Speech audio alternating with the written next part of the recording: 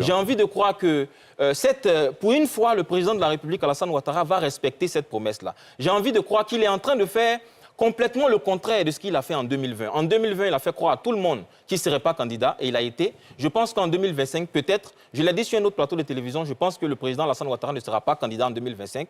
Je pense qu'il est en train de faire croire à tout le monde, effectivement, que cette fois-ci, il sera candidat en disant « je suis prêt à servir mon pays ». Beaucoup vont y croire, alors qu'en réalité, à la fin, il ne sera pas candidat. D'accord, très bien. Professeur Banga, analyse? Ouais, écoutez, Est-ce que vous, quand vous entendez le président Ouattara dire je suis encore en bonne santé et désireux de continuer à servir mon pays, est-ce que vous pensez que c'est un indice qui fait penser que le président Ouattara sera candidat ou non? si c'est un indice qui fait penser qu'il sera candidat. Non, moi, ça fait plus d'1 an que je dis, finalement, vous savez, quand on compare à 2020, déjà, dans les années 2019, une année avant l'élection, déjà, on sentait monter la vague Amadou Gon Coulibaly, à tel point qu'en mars 2020, quand Alassane Ouattara cède la place à Amadou Gon Coulibaly, en réalité, c'est un secret de polichinelle. Tout le monde voit bien qu'il y a quelqu'un qu'on prépare à la tâche.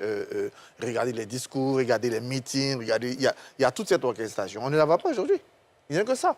La simple donnée politique me fait croire qu'aujourd'hui, pas qu'il n'y ait pas de gens en capacité, RAGP le dit lui-même là, sa demi-douzaine, mais tous les indices montrent que Alassane Ouattara sera candidat. Et la déclaration, et comme c'est ce qu'on attend chaque jour, hier, au-delà de la déclaration, on a commencé à répondre à toutes les questions que vous pouvez se poser.